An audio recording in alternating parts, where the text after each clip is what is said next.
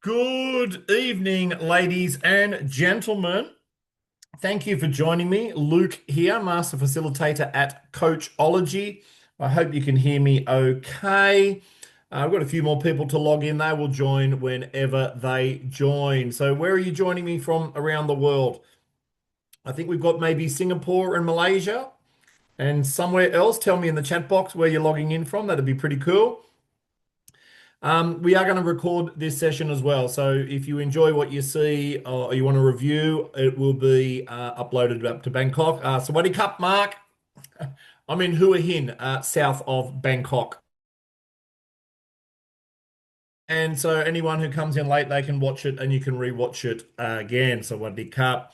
So I a PowerPoint as always.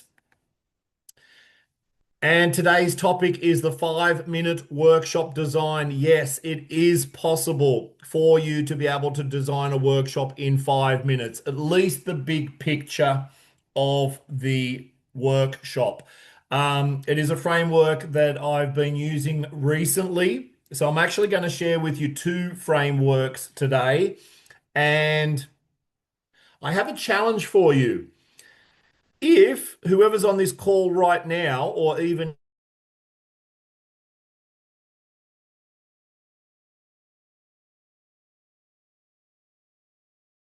using Gemini or ChatGPT or one of the other ones, if you're joining this workshop because you want to design your own workshop, then if you open up your ChatGPT or similar in parallel as you're listening to this little workshop,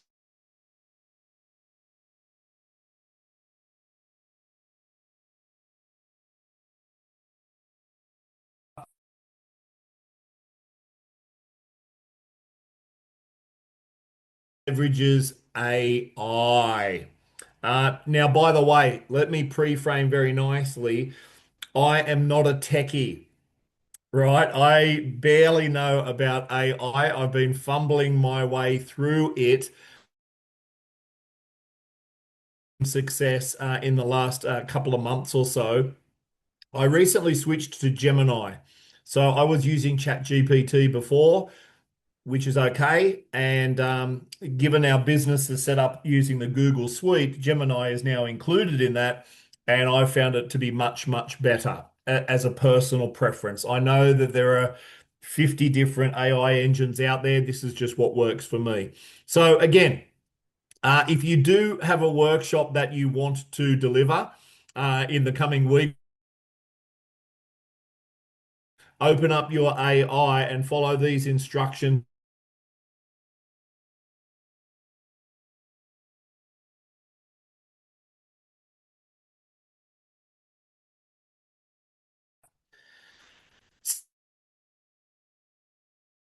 with. So, just quickly about me, if you're meeting me for the first time, my background was 10 years in manufacturing, 10 years in hospitality in beautiful Koh Samui, Thailand, working in resorts. And then I moved up to be a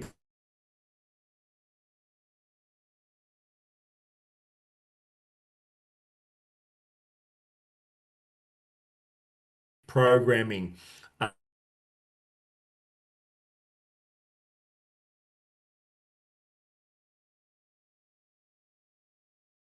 external communication. And this is how my job as a professional speaker, trainer, facilitator, that's how it started. I learned NLP. I loved the tools and techniques of NLP. And then I just started sharing those tools of NLP with the clients who were interested in doing leadership programs, communication, conflict resolution,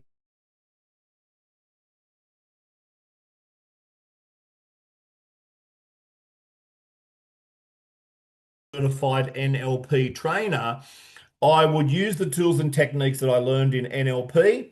I would listen to what the client wanted in terms of what kind of workshop they wanted, what kind of challenges they were looking to solve or outcomes they were looking for. And then I would take these tools and techniques of NLP and then deliver those, helping these organizations here to achieve their success. And even still today, I would say 70 to 80% of the content that I'm using in most of my workshops is NLP based, meaning there are certain tools and techniques of NLP that I'm using in that. Now, in the early days, this was before I attended a train the trainer or I attended any presentation skills workshop.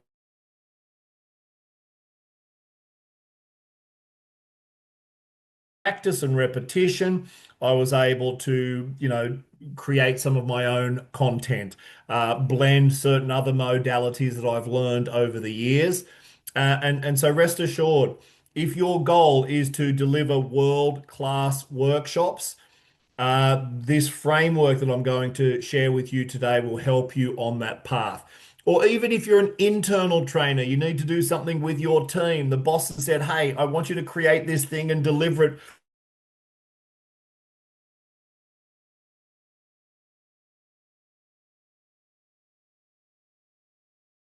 with you." And maybe when you read the invitation to this, designing a workshop in 5 minutes. Yeah, right. All right. I'm going to share with you what I've been using. This is the first model that I wanted to share with you. I call it the core 5 minute workshop design. So the first thing you need to know is your concept. Like, what is the big idea that you want to share? Is it a sales training? Do you need to present quarterly numbers? Is it a passion project where maybe you want to do a little webinar for yourself? Is it pitching your idea to the boss to get them to sign off? Whatever it is, you need to start with the main concept and brainstorming the big idea. Now, chances are you know what it is, right? If this is a workshop that you are working on, that you are in charge of, you probably already have that in your mind. Then you want to start to look at the outline. So here's the big picture. This is the topic that you want to teach. And you want to come up with 4 to 6 pillars. The pillars are the kind of the meat of what you want to talk about. But at this point, you're just going to focus on the 4 to 6 bullet points of what that might be. All right. Now I'll explain these in more detail in a moment. Then, if you've come up with 4 to 6 kind of key points, like this is your topic, these are your main pillars, ideas of the pillars, right? In other words, you need to chunk down to get more detail on each of those 4 to 6 pillars.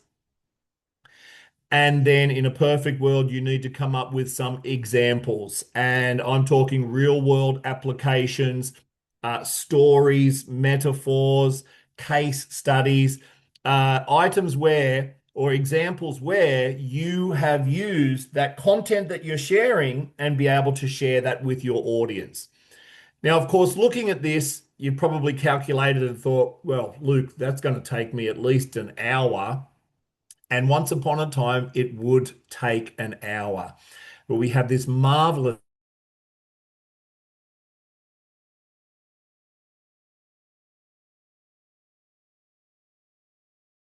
course builder. You can just follow this simple. And of course, everyone's a little bit different here. So I'm going to share it from my perspective.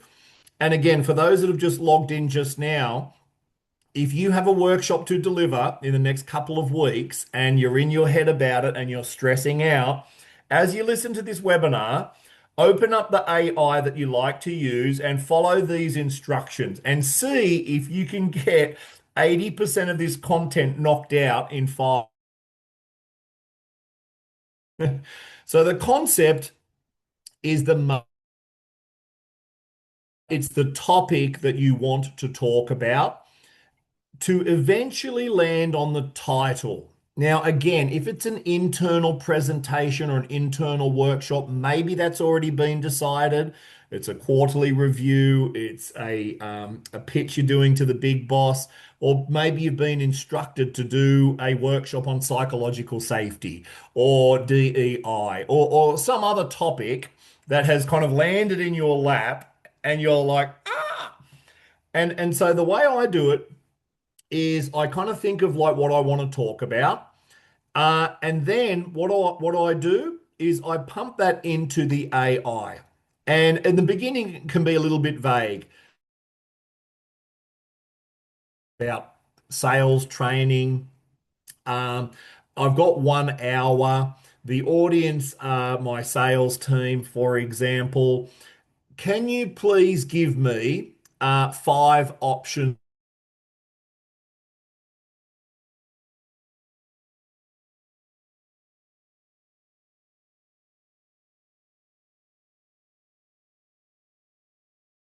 And so I just want to share with you what has been working for me.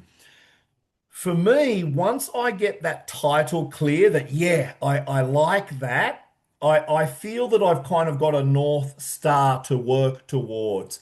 So you kind of put your vague ideas into your AI, give me 5 or 10 examples, then you look at that list and you might say, oh,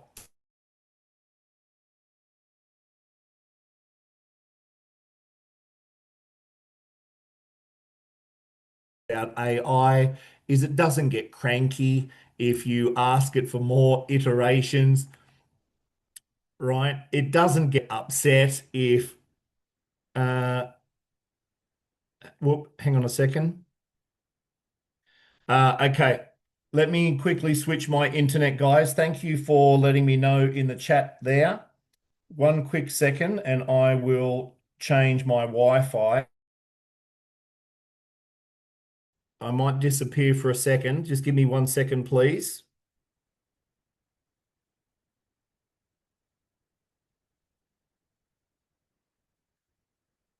Okay.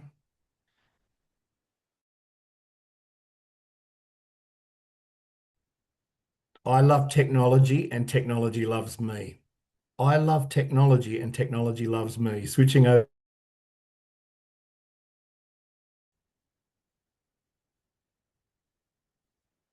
Okay. Hopefully, you can see me and hear me. Give me a quick thumbs up, please, in the chat box if you can see me and hear me, please. Good mantra. Mark, you got no idea. I say it all of the time. Why? Because I'm 50 plus years old. So thanks, Adrian. Thanks, Michael, for the letting me know it's working. And let me know again, guys, either unmute or drop a comment into the chat box. Hopefully this new Wi-Fi is a bit more robust.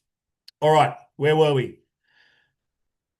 Once for me when I'm working on a new course, and for me, just to explain a little bit more, I'm a professional facilitator for organizations. So most of the time, I need to come up with a proposal first. Now, the proposal is the workshop, except I'm not building the PowerPoint yet.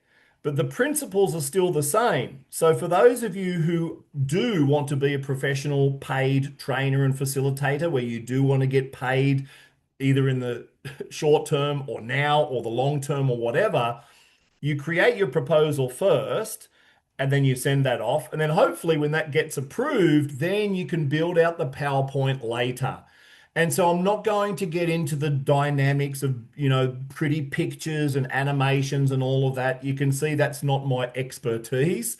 Uh, what I want to talk about today is getting the concept and the ideas from here, leveraging or partnering with AI to help you to be able to build something, 80% of it in just a few minutes. Then you can fiddle around with your PowerPoint and your images, and you can do all the stuff that, that's another workshop for another time. So this framework that I'm using here, not only do I use it when I'm building a presentation, I'll use this same framework when I'm preparing a proposal to send to the client. Right now, again, this is for the people who want to be a professional facilitator in the future. Don't mix the two together, right? Many times, and I'm saying this from years of experience, when I'm thinking about the content that I want to share, I'm kind of thinking about the PowerPoint and all the things that I want to include in the PowerPoint. You don't need to waste your time on that just yet because your proposal hasn't been approved.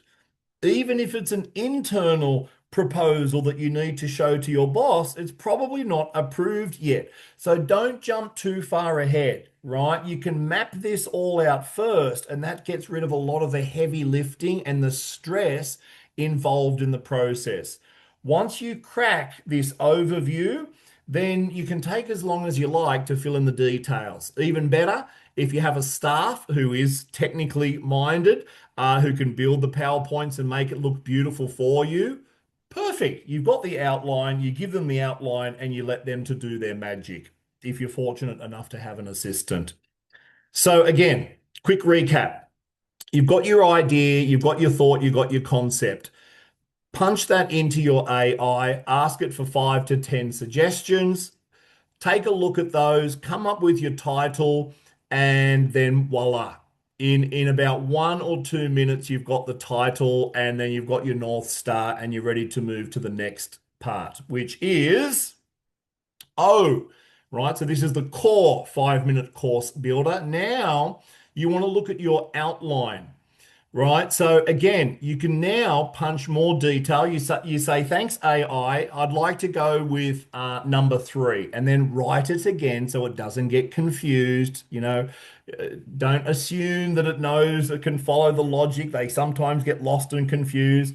So based on this title, AI, the duration I have is this. The audience is this. Give me 4 to 6 bullet points, or what I'm calling here pillars of that title, right? And so you enter the title, the duration, and the audience into the AI, and then you simply choose your favorites, right? I like to ask it for 10, and then I'll choose my top 4 or 5 or 6 bullet points from that.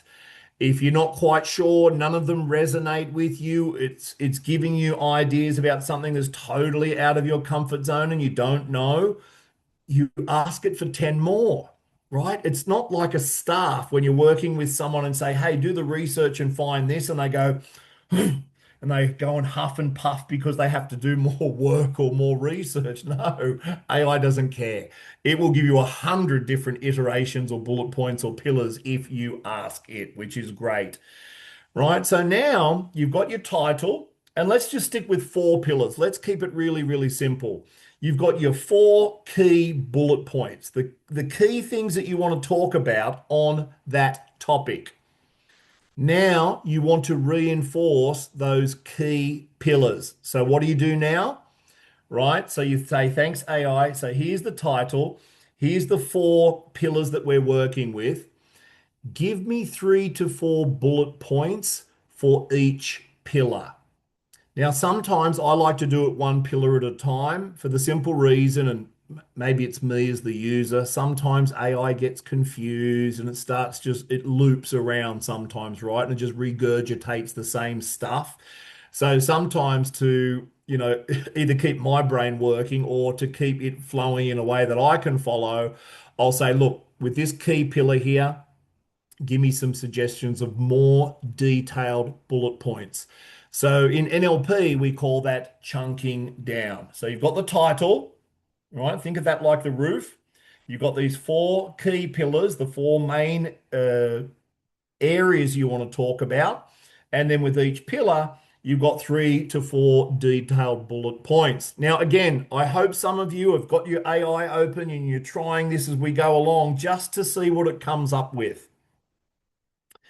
And then finally, will be some examples, right? So in my experience, whatever workshop or presentation, whatever you're going to facilitate, as much as possible, you want to use real life examples, right? You want to either share a case study or how you have used this topic, this information, this knowledge that you're sharing. You used it to get this result, or your clients used it to get this result, right? So, for example, this layout that I'm making here, I had to put a really big proposal together through the week, and the client wanted to see a draft overview of the agenda.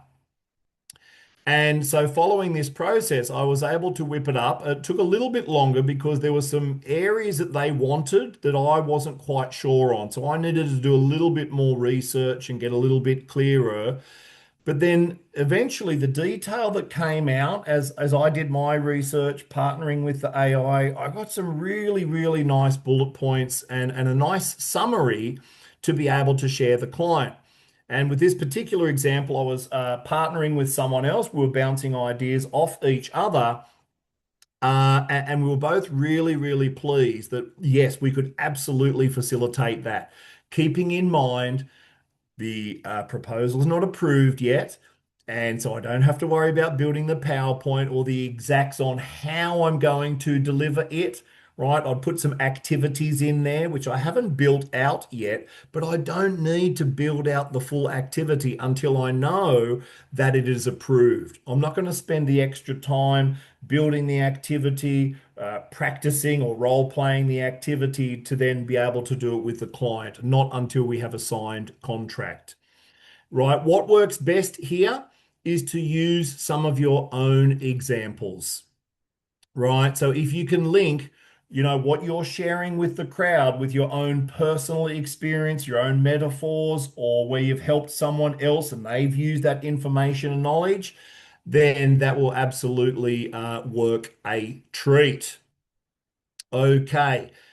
Are you still with me, guys? Hopefully, you can still hear me. I've got a thumb up and a yep, so I'm going to keep going until I hear otherwise. Now, this is the short builder, the core 5-minute course builder.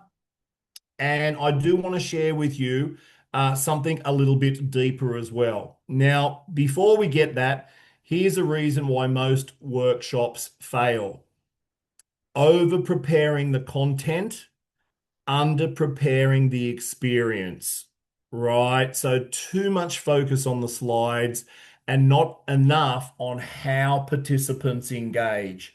Now, again, I'm not going to get into the detail of the engagement and the tips and tricks there and activities and all of that. We simply don't have enough time for that today. We want to focus on the building, getting those thoughts, into some kind of structure and format. But yeah, we need to be mindful of not putting all the effort onto the slides. Yes, that takes as long as it takes to build your presentation, but you really need to think about how you're going to deliver it, and more importantly, how you're going to engage with the audience. Death by PowerPoint, right? So we've all done it. We've all, what I affectionately call, over egg the omelette. Yeah, over egg the omelette. So it can be tricky, right? If you have a technical presentation that you need to make, or it's something around accounting and numbers and spreadsheets and all of that, you need certain pieces of information inside of your presentation. And you really don't want to go line by line, dot by dot as much as you can. You want to incorporate metaphors. You need to use data and be able to share the story of that data through metaphors or, again, case studies or examples where you can bring those numbers to life, right? If you've got 152 slides in a 30-minute presentation, you'll start to get this in your audience, right? So we want to avoid that. I'm a fan of less is more, right? Less is more. So even with this little presentations that I do here, these little webinars that I run from time to time, I limit it to 15 slides. Yeah, and that's in an hour. And I do include some information. I'm happy if you guys want to take screenshots and take notes and take a photo or whatever, because I really want to give you some of these tools and frameworks that has worked for me. And the other reason why workshops fail is low engagement, zero retention, meaning that it won't stick, they won't remember. So, as much as possible, you do want to get people involved. So, for example, does anyone have any questions at this moment, please? If you have any questions, drop them into the chat box. I've got a couple of thumbs up again, so I guess you can still hear me. So far, so good. Thank you very much, Mark. I appreciate that. right? And another good way too is if, like I said at the beginning, if someone is really good with technology, do it in parallel. Listen to what we're talking about here, and then see if you can punch some of these things into your AI and let me know if something worked for you. All right. Now, sometimes your presentation will take longer than 5 minutes. In fact, until you get familiar with that process that I just shared with you, the core process, it will take longer, especially if you're just starting to deliver workshops and facilitate workshops because your boss said, "Hey, I want you to deliver this thing by the end of the month." So again, but if you follow the framework, the core framework, just by having that structure, I promise your stress levels will more than halve by just using the AI and the tools available for you to be able to get that framework, then it's going to save you a lot of stress and a lot of time. Now, you will need to go deeper at some point. So, I've got the 4P facilitation framework to help you to go deeper with your workshop design. So, the first P is purpose. Now, you can actually run these two frameworks side by side. You can use the core framework that we've already learned, and then you can add in extra detail by following this 4P to make it even more user friendly so that you can take all of those ideas out of your head and get it mapped out in front of you. Adrian, what is your comment? As an aging AI illiterate, can anyone recommend an easy to use AI for Dummies program? I mentioned it at the start, Adrian, and I think we're similar age, right? And you've heard me before. I love technology and technology loves me, which is a polite way of saying I got no idea. I'm using Gemini at the moment and it's very, very new for me, maybe only in the last 3 or 4 weeks, and I like it a lot in terms of the outputs that it's giving me, it just feels a little bit more user friendly to me. Now, I am using the Google Suite with our little business here at Coachology, so it integrates very nicely with all of Google Docs and everything else, Gmail and everything else. So, but if anyone else has some ideas, help Adrian out, help us oldies out. We need it, right? All right. Focus, Luke. Okay, the 4P facilitation framework will help us to go deeper. So, the purpose, right? You need to think because your audience will be thinking, why are we here? Why should I listen? And so while you will have a purpose of what you want to deliver, you've got to think about, what's in the mind of your audience as well. And you need to think, right, what is my outcome here? What do you want your audience to walk away with? Right? Because it's true that you might get some instruction from your boss. I want you to run this workshop. Now, of course, you'll ask the boss, uh, who are the participants? Who's the audience? How long do you want this presentation, boss? So you're going to ask all of that information first. But then you need to think, okay, boss, what is the outcome? Like you tell me you want me to do a workshop on psychological safety. Okay, what's the outcome we're looking here for, boss? Right? And then if it's your own passion project, what do you want your audience to walk away with? What kind of feeling do you want them to feel by the end of the workshop? So the first P is purpose. Now, as you start to think about the purpose and why it's important, what is your topic going to be, what outcomes you want to deliver, don't forget about your audience. Don't forget about the participants who are going to be listening to you. Now, all of these principles apply whether you're doing online sessions or face-to-face sessions. The principles for building your presentation are pretty much the same. The delivery side, which we're not really going to touch on today, it might differ a little bit, although there's a lot of overlap between online and face-to-face facilitation. You need to know who are your participants? What do they need, right? Why should they care? and you need to get as much information as you can. So I have a gig coming up in May, and there are about 60 people coming to this session. It's about change management, and all of the audience are CFO, Chief Financial Officer. Now, for those of you who know me a little bit, me and numbers and technology. So I'm going to do a little bit more homework before my gig in May with an audience of chief financial officers, right? So as much as possible, you want to collect as much information as you can and who are going to be the participants. Next is the process, right? So you know why you're doing it. You've got your outcomes, you've got your title, and okay, we're moving in this direction. You know who's going to be there, who's sitting in the audience. Now you need to start to look at the process, right? And again, we're looking at the structure here. The purpose of this little workshop today is to give you some tips and tricks on the purpose or the structure of your presentation so that you can get out of your head and then be more present when it's time to deliver your workshop and so that you can do the best that you can. So we're going to follow the 20-60-20 rule, which I'll share more about in a momento. Right, and then you want to be able to practice it, not just you as much as possible. You want to ask yourself, how can my audience practice what I'm teaching them? Otherwise, if you're just teaching them and it's just words and it's just a PowerPoint, they won't be very engaged, right? Now, the good news is when you're thinking about activities or role plays and these kinds of things, AI is your friend.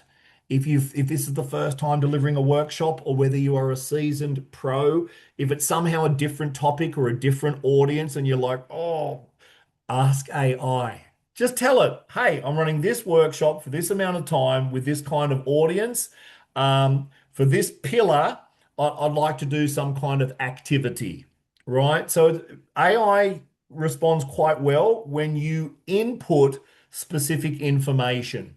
So rather than just say, hey, I'm doing this presentation, give me an activity, uh, break it down into those bite-sized chunks. Remember, we talked about those four main pillars, and then within in those pillars, you have those bullet points, the more details.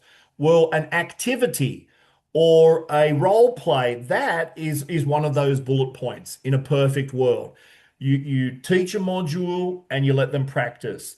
You teach a module and then you let them practice. Now, sometimes a practice can or in a way to get engagement can be as simple as, and this is one of my favorites, if you've been to my workshops before, I will say, turn to the person next to you and explain that.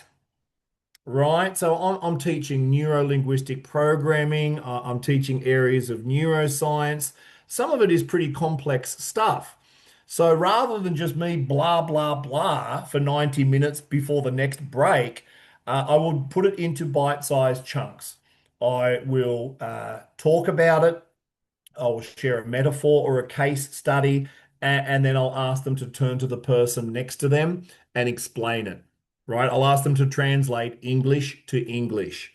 And this is a beautiful way to get engagement in the room. Then I will say, okay, who would like to share? Right. And then again, I've got a process to encourage people to share, to create that safe space, right? I'm not doing that within 60 seconds of the workshop. I'm going to build up that psychological safety. And then it's beautiful when people begin to share, it's a different point of view of the information that I just shared. And I'm smart enough to know that I'm not the smartest person in the room. And so what happens is when people start to share their own perspective and their own point of view of whatever it was that I just spoke about, all of a sudden we now have four or five different perspectives about this one principle, this one concept, this one thing that we just spoke about.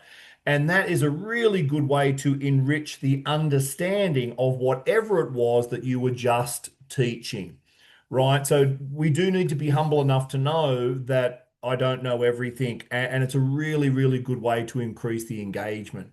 And so as they're talking about it, this is a form of practice. As they start to talk about it, they can maybe start to see how they could use that in their life or with that problem or with that person or with that thing. And then now there's more likelihood that they're going to remember. Awesome. I'm just coming over to the chat box very quickly. No worries at all, Adrian. I read somewhere before that we need to be clear in our request to AI, to be clear and as detailed as possible so it knows clearly what we want. It's all about our prompting questions. Absolutely, Mark. I could not agree more. When I first, how long? I mean, has it even been a year now that AI has been out? I mean, I'm sure it's been longer, but let's say I started using it a year ago. Might be less. What I found was the way that I communicate with AI, I should be treating it like a collaborator, like a person. We make an assumption that AI is really, really smart, which of course it kind of is, but at the same time, it's only going to kind of work on the prompts that we give it is not inside of our head. So I think many times we assume that it knows what we're thinking, which of course it does not. So thanks for sharing that, Mark, because you're absolutely spot on. And it's absolutely true for building these workshops. The clearer and more specific you can be, then the better that the outputs you're going to get. Awesome. All right, moving on. All right, so let's go through these four P's a little bit now. Starting with P1, which is your purpose or the North Star of your session. I'm going over here. So define the output, right? Is it a decision that you want to make, the audience to make? So, for example, are you making a pitch to your boss and you want your boss to approve it, right? Maybe you need them to make a decision. Are you sharing a skill? Are you wanting the team to take away with some action? Like, get really, really clear on the output or the results that you're looking for your workshop. Clarity check.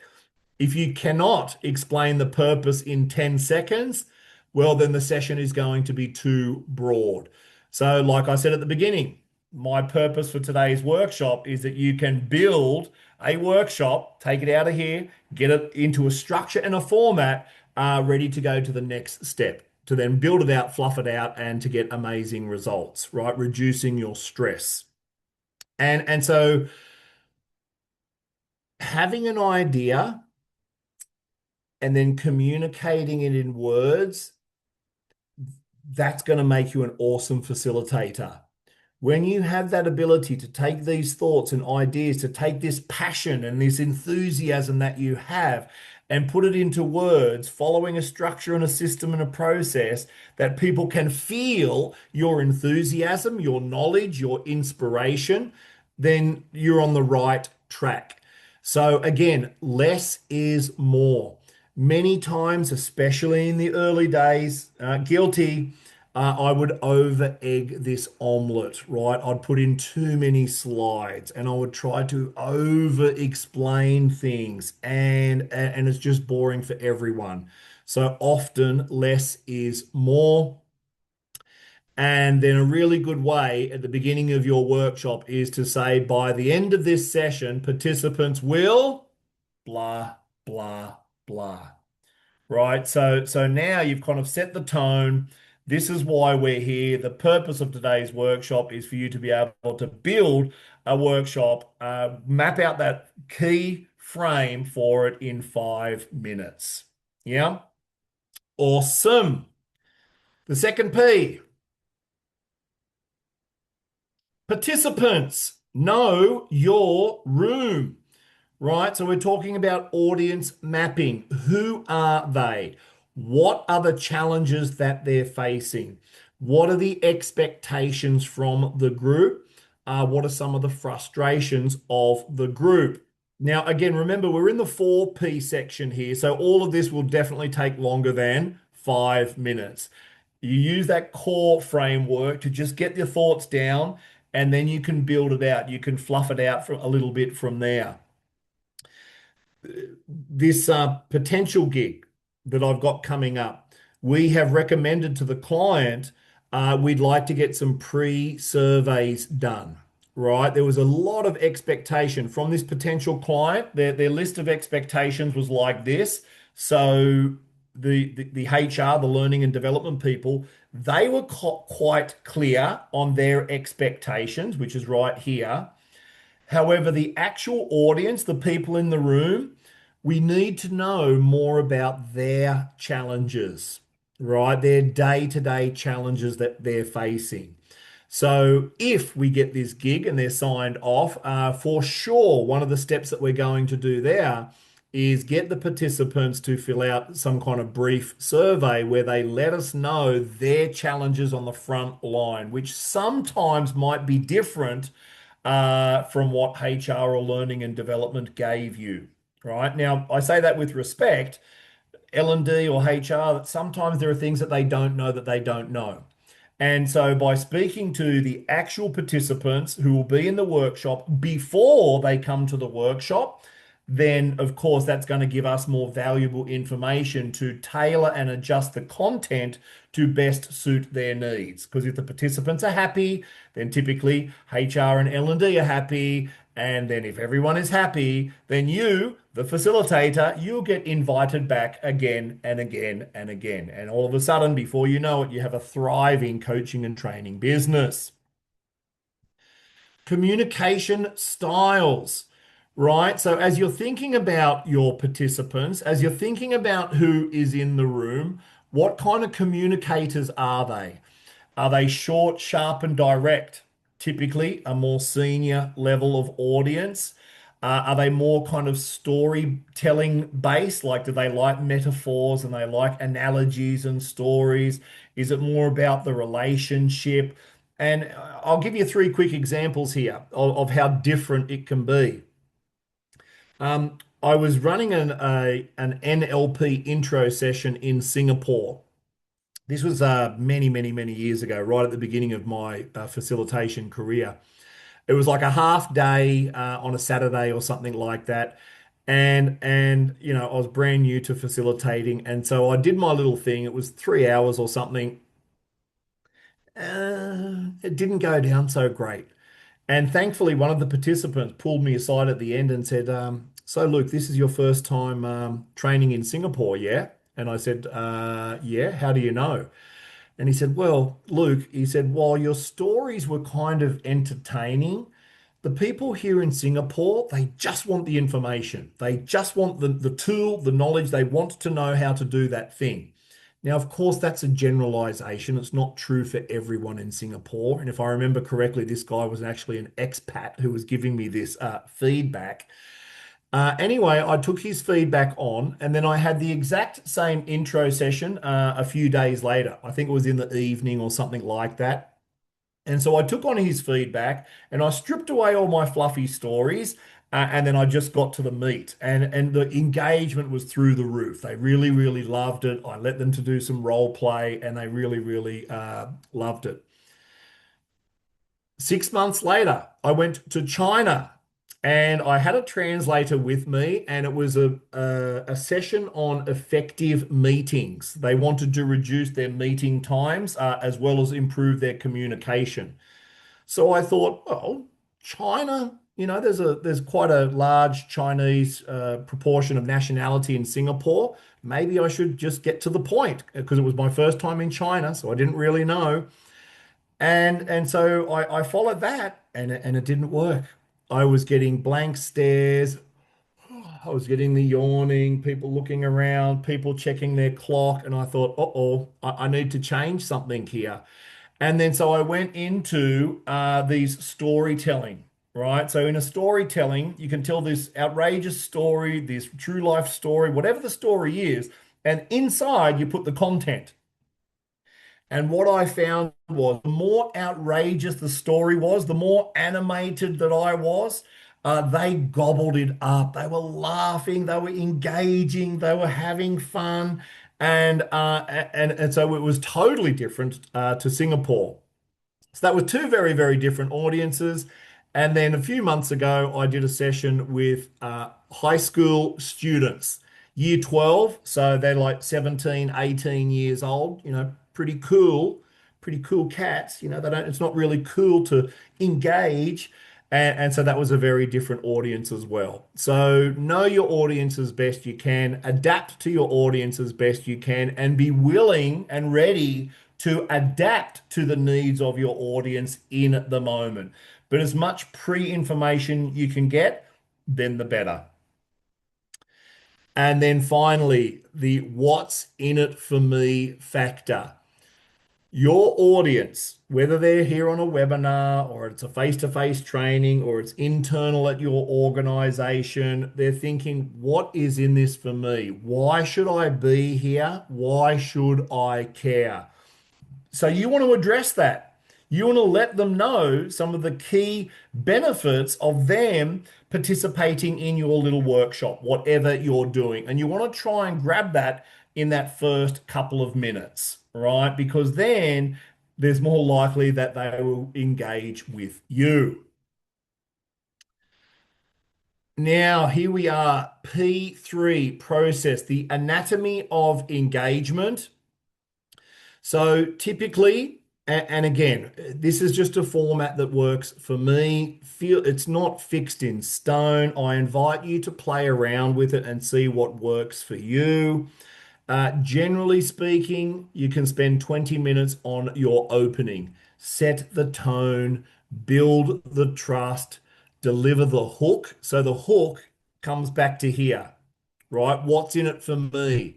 So share something, whether it's a shocking statistic or the outcomes or the benefits that they're going to receive. Get them on that hook, right? Like when you go fishing, oh, come to Papa, right? And the why, right? Why should they care? Why is it important? And when you share your purpose of why you're doing this workshop, well, that actually inspires and motivates people as well. Then you want to look at the application. So again, I know it depends on what kind of workshop you're running. If it's just the third quarter statistic or numbers review, it's always going to be a little bit dry.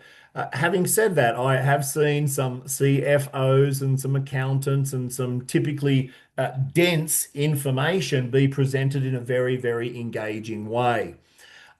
For example, uh, I'm sure most of you have heard of a profit and loss statement before, P&L statement. Yeah. So in this particular workshop, we were teaching business literacy or business acumen to a group of salespeople. Now, salespeople generally are just focused on the numbers. However, this particular sales group, they were working with dealerships. This was in the automotive industry. So they're working with dealers who are selling their product. Now, when working with the dealer, each dealer has their own P&L. And so, in the training that we provided to these salespeople, we helped them to interpret that data and to be able to tell it like a story to be able to engage the dealer. Right? Many of these dealers, it was kind of more like a passion project or a side project to run this dealership to sell these items. I can't tell you the items because you'll know who it is immediately. I want to keep a little bit of anonymity. Anywho, um, yeah, and that's what we taught them. So we pulled up this P&L and then of course everyone went, And as we broke it down step by step, these numbers began to tell a story. And we helped them to interpret this data, what information was that trying to say, and then to take that information and to turn it into a story in a way to engage their dealers. So, as much as possible, you'll deliver your content and you'll share some real life examples, right? So, you might share, like, what is it you're going to talk about when you're delivering your content? You're going to back that up with some real life examples. Then, very importantly, is the how, right? Again, if it's a knowledge-based workshop and you want them to walk away with greater knowledge or you want them to do that thing, Then share the how. How are they going to do this? Now, depending on what you're sharing, this can take, up to 60% of your presentation. And you might need to break it down into those smaller chunks that we spoke about before. Remember, you've got those four pillars, and with each pillar, there's three or four kind of bullet points. We'll just treat each nugget of knowledge or wisdom or the tool, treat that as a little mini module, right? Maybe it's only 15 minutes and you kind of share that concept. So share what it is, share how you do it, and see if you can get them doing some kind of activity. Even if it's chatting with their neighbor, but better if you get them to do something up to the flip chart, open up their laptops, get in a group of three or four, right? Anytime. The general rule of thumb with facilitation and workshops, anytime your audience is doing something, the better. Always. That is the golden rule. Now, you don't get them to do some of these fun or silly activities just for the sake of doing an activity. No, the activity or the role play, it needs to be linked to this information and knowledge that you're sharing with them. So, whatever you need to do to get your audience engaged is okay. And then finally, you've got your closing, right? So the closing is the last 20%, give or take. What are your key takeaways? So, what I love to do at the end of my workshops, or even at the end of each chunk, as most of you know, a normal day is 9 till 5. When you're running a workshop, you've got lunch in the middle. And in the morning session, you have morning tea and then you have afternoon tea if it's a full day workshop. So basically, I've got four main chunks. So many times before I go to the break, I'll say, okay, guys, quickly review your notes. Tell me what's the key takeaway of what we've been discussing for the last hour or so. So then, as they share, the facilitator, I get to hear and see what is important to them. If your audience is just sitting there and they're not saying anything, then you have no feedback to know if you need to adjust or not. So as they share some of their key takeaways, then someone else, it can actually start a conversation where they might say, "Oh, look, yeah, what that person just said, look, I'm really struggling with that. Can you give us another example, please, Luke?" Perfect. Now I know what is important to them, right? General questions and answers. And then if you need to give them some call to action, some kind of homework, something that they need to do, then you'll want to do that here, right? So if you're working with your team, you might say, okay, guys, I need the summary report done by the end of next week, or learning what we've learned here today. We've realigned the priorities. I want you to come back with a detailed action plan for your division by the end of next week, right? So if you're doing some workshop, it's really, really good that they do something after the workshop as a way to try to integrate what they have just learned. Now, for those of you, I'd like to make a special offer right now. If you've been following along and you've been doing something in your AI, feel free to email that to me and I'll give it a once over for you. Right? If you followed through, whether it's you've done it now or it takes you a couple of days, if you're building some kind of workshop, whether it's a short webinar or it's a full day thing or whatever, if you want to bounce it off me, I'm absolutely okay. For the people that we've got on the call today to be able to take a look and then offer some support if you like. Just putting it out there. If that would be valuable for you, then please happy to do so. And then finally, we are here. How can you get your audience to practice? How can we get them to take this information that you've been sharing and turn it into some kind of action? Otherwise, it's just intellectual fluff. Yeah. Real world application. How can your concept, whatever you've been teaching in your workshop, your concept, your theory or knowledge, how can that be used in the real world? Again, use examples and case studies as much as you can. Even in the short 55 minutes that we've been together, I think I've shared at least a dozen or so or more little examples or little case studies of things that I've done as a workshop facilitator to try to link the information that I'm sharing with real world application. So I'm using my own examples and case studies of how I or others have used this knowledge. And then finally, uh, committed action, right? So if you're doing something with your team, you can absolutely request that they have something done by such and such a date.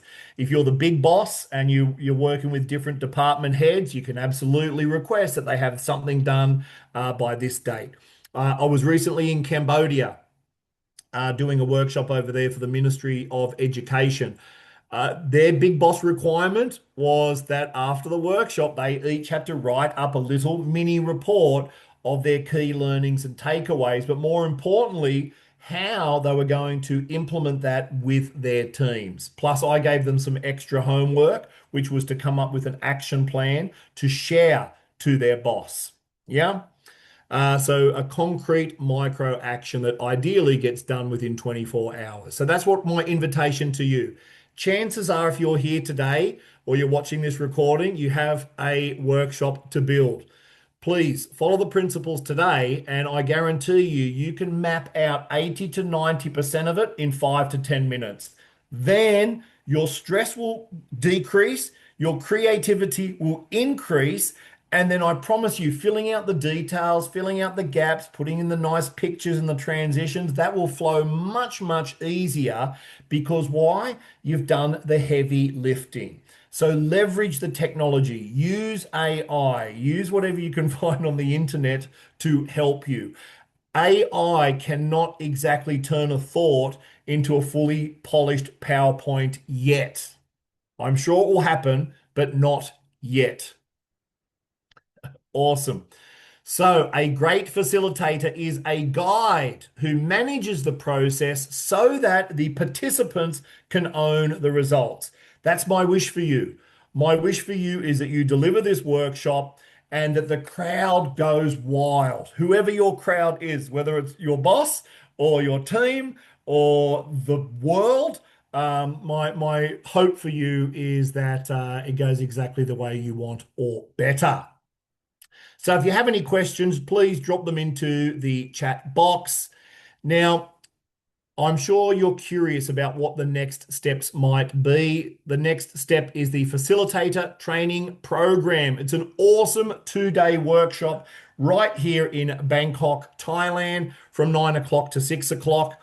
You will learn the Facilitators Code. So we touched on it a little bit today, how to create, but I've got a bigger framework with a proper template so you can create anything from a 1 hour presentation all the way through to a multi-day presentation to create your workshop. Own it is another way of saying, how can you be confident? How can you own it in your body? How can you manage your emotional state so that you have the authority to lead and manage the room? Then, of course, once you've got that in place, you are ready to deliver. We're going to talk about your body language, your tonality, how to be able to take your ideas and your concept and deliver it in a way that your audience wants more. And then finally, how can you not just deliver, but how can you engage with the audience? You're going to be learning about special activities, little techniques and tips that I use, how to deal with troublemakers, how to ask questions, how to elicit questions and answers, all of that. You see, your audience are not shy, right? It's your job to create that safe environment. That's what you're going to learn in this program.